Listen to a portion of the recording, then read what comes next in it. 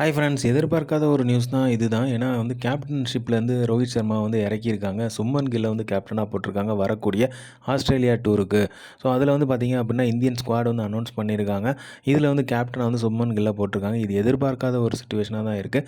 ரோஹித் சர்மா அவர்கள் வந்து வாலண்டரியாக வந்து கேப்டன்ஷிப் வந்து கில்லுக்கு கொடுக்கல. ஸோ செலக்டர்ஸ் தான் வந்து கொடுக்க வச்சுருக்காங்க அப்படிங்கிற மாதிரி சொல்லப்படுது. இந்த டிசிஷனை இப்போவே எடுப்பாங்க அப்படிங்கிறது நீங்களாம் எதிர்பார்த்தீங்களா அப்படிங்கிறது கேள்விக்குறி தான். ஏன்னா நான் சத்தியமாக எதிர்பார்க்கல. ஏன்னா 2 ஐசிசி டோர்னமெண்ட்ஸ்லேயும் வந்து கண்டினியூஸாக வந்து விக்டரியை வந்து வாங்கி கொடுத்துருக்காரு நம்ம Rohit Sharma. Second most successful captain for India அப்படின்னே சொல்லலாம். ஏன்னா தோனிக்கு அப்புறம் ரோஹித் சர்மா அவர்கள் தான் வந்து 2 ஐசிசி டோர்னமெண்ட்ஸில் வந்து கண்டினியூஸ் விக்டரியை வந்து கொடுத்துருக்காரு. ஸோ அதனால் வந்து கண்டிப்பாக வேர்ல்டு கப் 2027 வந்து அவருக்கு தலைமையில் தான் இருக்கும் அப்படிங்கிற ஒரு எதிர்பார்ப்பு இருந்துச்சு. இப்போ அதை வந்து முறியடிச்சிருக்காங்கன்னு தான் சொல்லணும். ஏன்னா அவங்கள வந்து 2020லேருந்தும் டெஸ்ட்லேருந்துமே வந்து ஸ்டாப் பண்ணாங்க. ஸோ அதுக்கப்புறம் ஓடிஐயில் கண்டிப்பாக இருப்பீங்க அப்படிங்கிற மாதிரி சொல்லியிருந்தாங்க.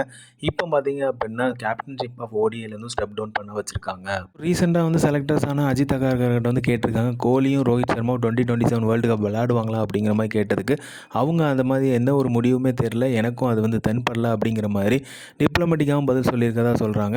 ஸோ அந்த டிப்ளமேட்டிக் பதில் எதுவும் தெரில. ஸோ 2027 வந்து வேர்ல்டு கப்பில் டீமில் ரோஹித் சர்மாவும் கோலியும் இருப்பாங்களாங்களே சந்தேகமாக இருக்குது. இவங்க வந்து ஃபுல் அண்ட் ஃபுல் வந்து ஃபிட்னஸுக்கும் வந்து கண்டினியூஸாக வந்து ஃபார்மில் இருக்கவங்களுக்கு தான் கொடுக்குறாங்க அப்படிங்கிற மாதிரி சொல்லப்படுது. ஆனால் எல்லா பிளேயர்ஸ்க்குமே அது கொடுக்கப்படுதா அப்படிங்கிறது சந்தேகமாக தான் இருக்குது. ஸோ தெரியல அது எந்த பேசிஸில் வந்து பண்ணுறாங்க அப்படிங்கிறது. ரோஹித்தை வந்து ஏன் ஸ்டெப் டவுன் பண்ண வச்சாங்கன்னு தெரில. இன்னொரு ஒரு ஷாக்கிங்கான விஷயம் பார்த்தீங்க அப்படின்னா ஜடேஜா அவர்கள் டீம் ஸ்குவாடில் இல்லை. அதை பற்றியும் அஜித் அகர்கிட்ட கேட்டதுக்கு போது கிளியராக வந்து சொல்லணும்னா அவர் வந்து குட் ஃபார்மில் இருக்கார், நல்ல பவுலர், நல்ல பேட்ஸ்மேன், நல்ல ஒரு ஆல்ரவுண்டரும் கூட. பட் ஆனால் ஆஸ்திரேலியா டோர்னமெண்ட்டுக்கு வந்து 2 லெஃப்ட் ஆர்ம் ஸ்பின்னர்ஸ் வந்து தேவைப்படாது அப்படிங்கிறதுனால தான் அவர் வந்து ஸ்குவாடில் இல்லை அப்படிங்கிற மாதிரி சொல்லியிருக்காங்க. ஸோ நல்ல ஃபார்மில் இருக்கவருக்கே இந்த நிலைமை அப்படிங்கும்போது எப்படிங்கிறது தெரியலை. ஏன்னா வந்து அவரோட ஃபார்ம் எப்படி இருக்கும்னு நமக்கு தெரியும்.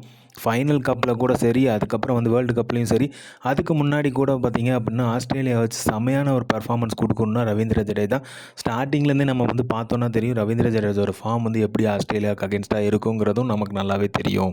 கம்பீர் மேலே ரொம்பவே ஒரு நம்பிக்கை இருந்துச்சு. அவரோட காம்பினேஷனில் வந்து கண்டிப்பாக ரோஹித் சர்மாவும் கோலியும் இருப்பாங்க. ஸோ வேறு லெவல் சம்பவம் 2027 இருக்கும்னு எல்லாருமே எதிர்பார்த்துட்டு இருந்தோம். அது வந்து இப்போ முறியடிக்கப்பட்டிருக்குன்னு தான் சொல்லணும்.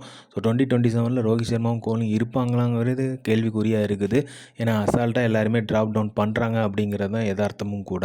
தரமான கேப்டன்ஷிப்ஸ் எல்லாருமே நம்ம பார்த்துருக்கோம். இவங்க 3 கேப்டன்ஸுமே வேறு லெவல் சம்பவம் பண்ணியிருக்காங்க. ஸோ இந்த மாதிரி கிரிக்கெட் அப்டேட் தெரிஞ்சுக்கிறதுக்கு மட்டை பந்து இன்சைட்ஸ் வந்து சப்ஸ்கிரைப் பண்ணுங்கள். தேங்க்யூ.